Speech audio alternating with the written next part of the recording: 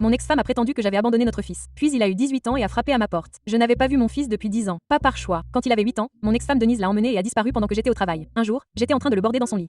Le lendemain, sa chambre était vide. Elle a changé leur nom, a déménagé dans un autre état et a dit à tout le monde que je les abandonnerais. Pendant 10 ans, j'ai été le père bon à rien qui a quitté sa famille. C'est ce qu'elle lui a dit. C'est ce qu'elle a dit à son nouveau mari. C'est ce qu'elle a dit à tous ceux qui l'ont écouté. Pendant ce temps, j'ai dépensé 80 000 $ pour essayer de les retrouver. J'ai engagé des avocats qui n'ont pas pu les retrouver. J'ai déposé des plaintes à la police qui n'ont mené nulle part. Le tribunal m'a quand même fait payer 1 200 $ par mois à l'adresse de ses parents. Ils les lui ont transmis en secret tout en disant à la police qu'ils ne savaient pas où elle était. J'ai gardé sa chambre exactement telle quelle. Papier peint dinosaure, petite voiture sur l'étagère, son livre préféré sur la table de nuit. À chaque anniversaire et à chaque Noël, j'envoyais des cartes et des cadeaux à cette adresse. Ses parents les lui renvoyaient tous sans les ouvrir. Je les gardais dans des boîtes dans son placard. 10 ans d'amour réciproque, 10 ans de recherche, 10 ans à me faire traiter de bon à rien tout en payant une pension alimentaire pour un fils que je ne trouvais pas. 3 semaines après son 18e anniversaire, j'ai reçu un message Facebook qui m'a fait trembler les mains. Il disait juste: "Es-tu mon père?" Et j'ai su que c'était lui. Il se souvenait de mon vrai nom depuis qu'il était petit. Nous nous sommes envoyés des messages pendant des heures et tout ce qu'il disait me faisait mal à lire. Il pensait que j'étais partie quand il avait 8 ans. Il n'a jamais regardé en arrière. Il n'a jamais envoyé d'argent pendant que sa mère avait 3 emplois. Il a choisi ma carrière plutôt que d'être son père. Je l'ai supplié de me rencontrer pour un café. Il a failli dire non, mais a fini par accepter. Quand il est entré dans ce café, je n'arrivais pas à croire à quel point il me ressemblait. Les mêmes yeux, les mêmes doigts nerveux lorsqu'il était contrarié, mais son visage était plein de colère. "Maman a dit que tu nous as quittés pour une autre femme", a-t-il dit. J'avais l'impression de recevoir un coup de poing. J'ai sorti mon téléphone. "Il faut que je te montre quelque chose." D'abord, il y a eu les rapports de disparition que j'avais déposés, 8 d'entre eux. Son front s'est plissé. "Tu as appelé la police?" Cela m'a redonné espoir. Puis il a reçu des recherches qui s'élevaient à 80 000 $. Sa colère a commencé à monter. "Pourquoi tu ne nous as pas trouvés?" Je lui ai expliqué les changements de nom, les paiements en espèces, les faux profils. "Viens chez moi." Et il y a plus, ai-je dit. Il m'a suivi en voiture. Ce trajet de 20 minutes m'a semblé interminable. Je n'arrêtais pas de penser qu'il allait faire demi-tour et partir. Je l'ai conduit à l'étage et j'ai ouvert la porte de son ancienne chambre. Il s'est figé en voyant les murs en forme de dinosaure. "Tu as gardé ma chambre." Sa voix s'est brisée. Puis il a vu le placard. Des boîtes étiquetées par année. Il a ouvert le numéro du 9e anniversaire et a trouvé une carte disant: "Joyeux anniversaire, mon pote. Papa t'aime et je cherche toujours." Il a commencé à ouvrir d'autres boîtes. 10 ans de cartes et de cadeaux emballés. Les larmes lui montaient aux yeux. Elle a dit: "Tu m'as oublié", a-t-il murmuré. Je lui ai montré des relevés bancaires avec chaque paiement surligné. 144 000 $ au total. Son visage est devenu pâle. Nous vivions dans des appartements infestés de cafards. Je portais des chaussures trouées. Puis ses yeux se sont écarquillés. "Attends, les parents de ma mère donnaient des enveloppes d'argent liquide à maman tous les mois. Ils disaient que c'était pour aider." Il m'a regardé. "C'était la pension alimentaire de mon enfant, n'est-ce pas?" J'ai hoché la tête. "Appelle ta mère. Demande-lui où est passé mon argent." Il l'a appelé tout de suite et a mis le haut-parleur. "Où es-tu?" Elle a immédiatement crié. "Avec papa", a-t-il dit. La ligne est devenue silencieuse et elle s'est mise à crier. "Sors de là. Il est dangereux. Appelle la police tout de suite." Et j'ai pu entendre la panique dans sa voix. "Maman, j'ai tout vu, y compris les rapports de disparition et les cartes", a-t-il dit calmement. "Il te manipule", lui cria-t-elle en retour. "Où est passé l'argent?" Il lui demanda directement. "Quel argent?" "Il n'a jamais rien envoyé." Elle mentit. "J'ai vu le relevé bancaire indiquant 144 000 $ et grand-mère te donnait de l'argent liquide tous les mois. C'était en fait mon argent, n'est-ce pas?" dit-il. Elle se tut puis sa respiration devint haletante. "Tu ne comprends pas ce que j'ai traversé." Elle finit par dire: "Cet argent était pour moi et tu l'as volé." Il lui cria dessus. "J'ai fait ce que j'avais à faire." Elle avoua. "Tu m'as menti pendant 10 ans, tu m'as volé et tu m'as empêché de voir mon père." Il cria. "Je t'ai protégé." Elle cria en retour. "De quoi exactement?" "De l'être. D'un père qui a tout dépensé pour me retrouver", exigea-t-il. Elle se mit à sangloter, à trouver des excuses et à me rendre responsable de tout. "Ses parents t'ont aidé à voler ma pension alimentaire", dit-il froidement. "Tu n'oses pas les impliquer dans tout ça?" hurla-t-elle. "J'en ai fini avec vous tous",